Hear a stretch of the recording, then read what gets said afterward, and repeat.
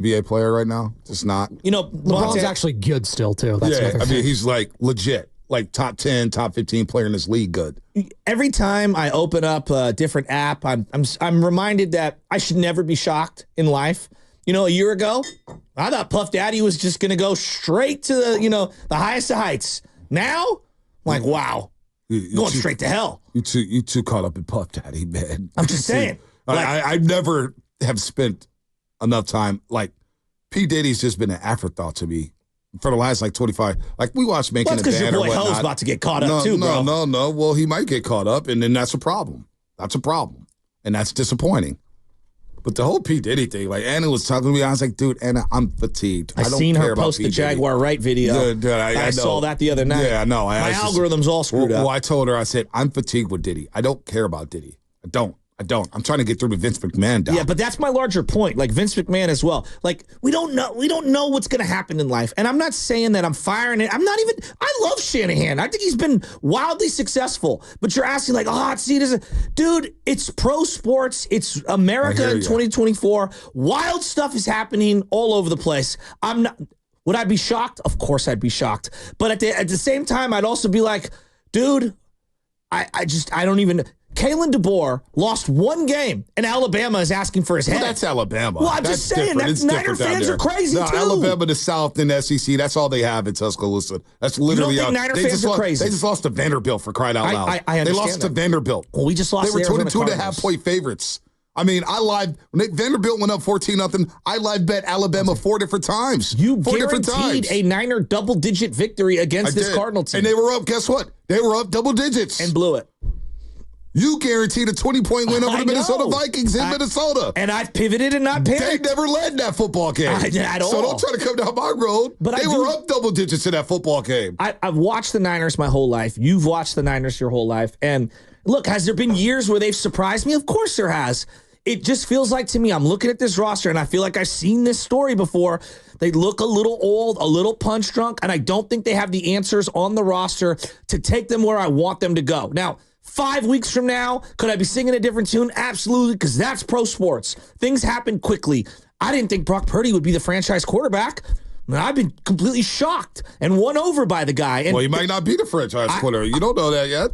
Jordan Mason. The NFL's crazy, right? You don't know if Brock Purdy's the franchise quarterback. No, that's a good point. Sam Darnold might be here next year. Who knows? What if Atlanta's ready to pivot to Michael Penix Jr. and Shanahan's like, oh, Kirk Cousins just threw for 500 against Tampa. We don't know anything. No, you're right. But what I do know is it will be pretty dumb to let go of Shanahan this offseason. No, I'm not saying get rid of him. I'm just saying, like, I'm looking at this team and I can kind of see, like, to me, they're right now. Niner fans are losing their minds. It's very one and done-ish in the playoffs. I got to say, as a fan base, I was talking to Big Dog City, my guy, my best friend yesterday. He was in Mile High yesterday. I don't know if you saw Spadoni, but he was sitting in the Jesus seats.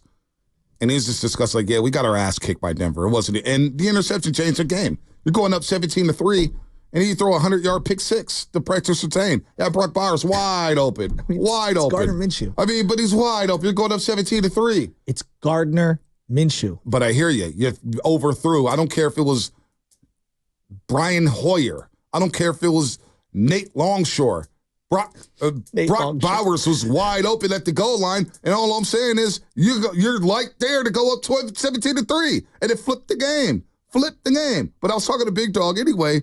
Because, Niner fans are different. And I've always thought this, growing up a Niner fan, we are different. Yeah, we're spoiled. We're very different. But we've gotten, it has jumped the shark. You're the one who coined the phrase Super Bowl or bust. Yeah, absolutely. And you guys push back at me about it.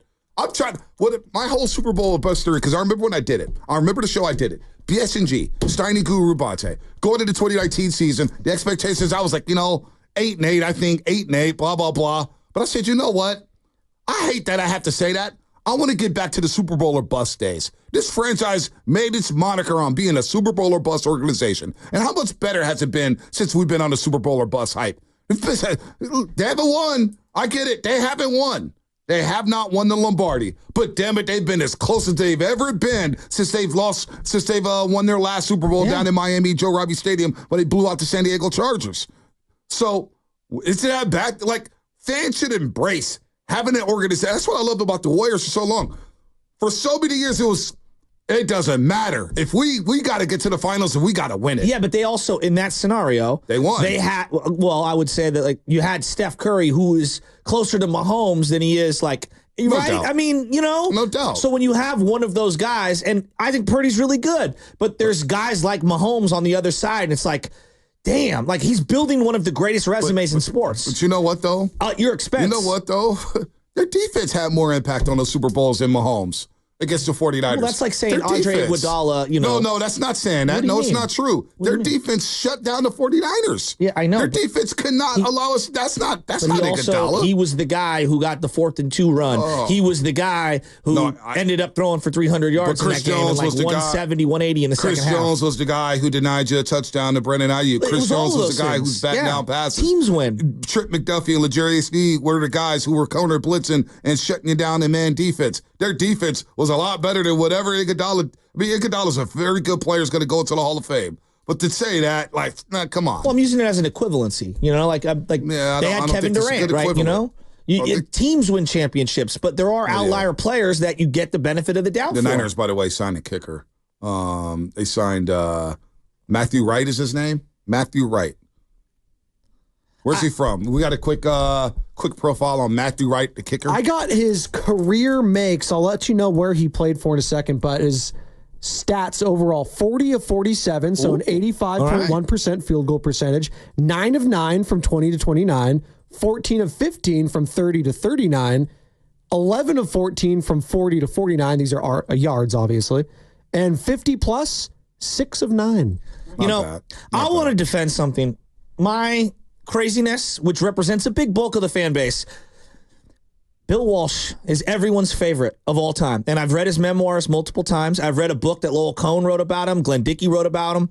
The guy would go delusional depressed after losses. And that's what happens to me. And I'm not saying I'm Bill Walsh. I'm just saying the greatest coach in the history of the team, who we all see as like, you know, one of the forefathers of 49er football. When his team would lose, it would send him into a crazy delusional depression where he would just kick himself for multiple days, and then he'd slowly build himself back up to Friday to where he would believe again, getting ready for game day. And I feel like very similarly, me and a lot of the fans do the exact same thing because we love this team, and that's what ends up happening. We watched every second of every game since we were little boys and girls, and we're now adults, and it drives us crazy because we haven't seen the team win the ultimate goal for 30 years. So yes, am I irrational? Am I all over the place? Yeah, because that's what this team does to me. But that's why I'm here. That's why I'm here. To talk you off the ledge, to try to stabilize this damn show and talk some sense into some people. And I love this team just as much as you do. This team, as a kid, used to send me into punishment all the time. When the Niners lost and I was a kid, all through my teenage years, I'd throw the biggest temper tantrums. It get me in trouble at school, get me in trouble at home. I cannot stand losing. I was the sorest loser. I couldn't stand losing kickball games, for crying out loud. You know what I'm saying? So when the Niners lost, yeah, I was in a tailspin. But I'm a lot older now. And I got to compartmentalize things. And I got to say, you know what? There's a journey here. And I've jumped the shark over the last 4 years with Shanahan, and I've seen them start 2-4. I've seen them start 2-4. I've seen them start 3-4, 2-4, 4-4.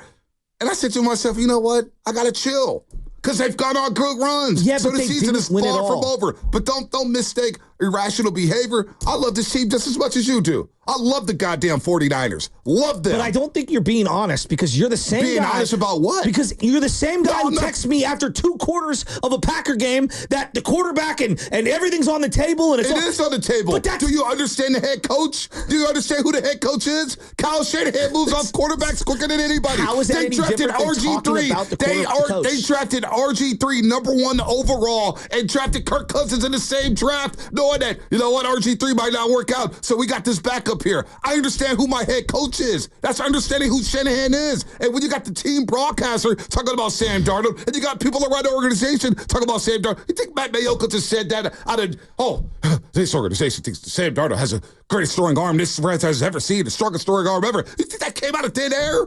You didn't think that came out of thin air, Sassy? Come on. He struggled. That performance was a Jimmy-esque craze you just went in. That's exactly how Niner fans are. We like Shanahan. He also drives us crazy. Oh, my God. Like, I love my wife. She drives me nuts. I'm not going crazy to the point where I'm saying, you know what? You know what? We're going to need to get rid of the head coach. I didn't the even Raiders say will be that. on I line didn't say 1. that. The I Bears said will I be on wouldn't be line 2. The I- Eagles will be on line 3. The Cowboys will be on line 4. The Dolphins will say, Mike McDaniel, yeah, have fun. Let Shanahan on line 5. No one's saying come fire on. him. We're just saying, like, anything's on the table at all my times because it's God. the NFL. That's how crazy it is. You know what we don't do well? We don't deal with adversity very well. Yeah, around no these duh. parts. We don't. Yeah, no We duh. just don't. I thought it would change after 4 NFC championship games in the last 5 years, but obviously it's like Gronk's house. Purdy out of the game at halftime. No, I didn't want to take Purdy out of the game at halftime. Are you out of your mind? How are you going to just put words in my Spadoni, you mouth? were on the I group didn't say text. that. I said he was playing like crap. I said everything's on the table. Check the thread. 2 quarters. I never said. We let's- all do this. I never said replace Brock Purdy with Sam Darnold This in the is freaking what Niner playoff game. football Now you're does just to making us. things up to try to make an argument. Come on, man. Don't do that. I said everything's on the table in the offseason if Purdy loses his game because we know how Shanahan is. Come on. But don't put words in my mouth talking about I was out here talking about replace Sam Darnold or replace Brock Purdy with Sam Darnold in a playoff game. Come on, man. Be better than that. This is ridiculous. Get to freaking Allen and Marin. What's up, Allen? Hi, Alan. What's up, guys? Hey, first off, you guys are on fire this morning. You usually are, but the conversation warrants it. I'm not saying the sky is falling. I just want you to look at 2 points. I think I know where Joe's coming from, and I want Joe to pipe up if I'm right. And Yeah. Bache, just look at this. In 19 and in 23, Niners were front runners the whole year. I'm not saying it was an easy track to the Super Bowl. I'm saying things lined up. No serious injuries. They were front runners. Nobody in the NFC challenged them. I mean, Green Bay was on their tail in 19, but they were not challenged. Can I pause you? 23, Pause you for a second. Let me pause you for a second. What about the other 2 years, 21 and 22? But they Well, I'm lost. the going other to get to that. I'm going to get to that. What happened there? Were they front runners in? No, they weren't. Let me give me 30 All right, seconds. I'm I'm sorry. going to get to All right. your side. Go ahead. Get to your side. In 23, it was the Eagles and the Niners last year, neck and neck, until they got stomped out. In Philly, then it was the Niners, home field. Yeah, they had trouble in the playoffs, but they made it to the Super Bowl. Now, you're right, B, 22 or 21, 22 and 21, it was rough. They overcame adversity. I mean, Garoppolo wasn't even the starter at the start of the year. Brock Purdy was Mr. Irrelevant. But they didn't have home field those 2 years, and they had to fight and claw. In a tough game against Dallas. Dallas showed up in that game. We still beat them. We probably would have beat Philly if Brock doesn't get hurt, but that's what happens in football. In 21, nobody thought we were going to beat Dallas in Dallas. I mean, I didn't. I thought we were going to beat the Rams. We probably should have beat the Rams, and if we do, we probably beat Cincy in the Super Bowl. I'm just saying, this year does feel a little bit different, and I think that's what Shasky's worried about, because we're not front runners, and Shasky's a front runner. He's a homer front runner, and there's nothing wrong with that Exactly. on radio. Oh, there is something, hey, Alan. You know what? There is No, something I wrong like with it. being I a like front it. There's runner. nothing wrong There with is it. something wrong with being a The front runner. Niners are front runners. Come They've on. never Come on. They've never advanced to a Super Bowl without being the number 1 or number 2 okay, seed. but they've been close though. Okay, They've but been they close, always though. stall out in fourth quarters. How many other franchises could say the same thing? Yeah, I don't know. Well, not How the many Chiefs. teams? They just How many won it from, teams? like, the there's wild card round. There's outliers everywhere. Outliers everywhere, right? But they're the Chiefs. They got Mahomes. That was my point earlier. Come on. Don't sit here like the Niners have been very good and very successful. Of course they have. This is silly stuff. No, but there is a fact that, like, as to this point, they have never advanced to a Super Bowl without being the number 1 or number 2 seed. You know what we're doing now? Which usually coincides with a bye. We're the kids at the kiddie table fighting over tablecloths right now. That's what the show's become to today. That's what we come to today. What? That's what we come to today. Let's go to Uncle.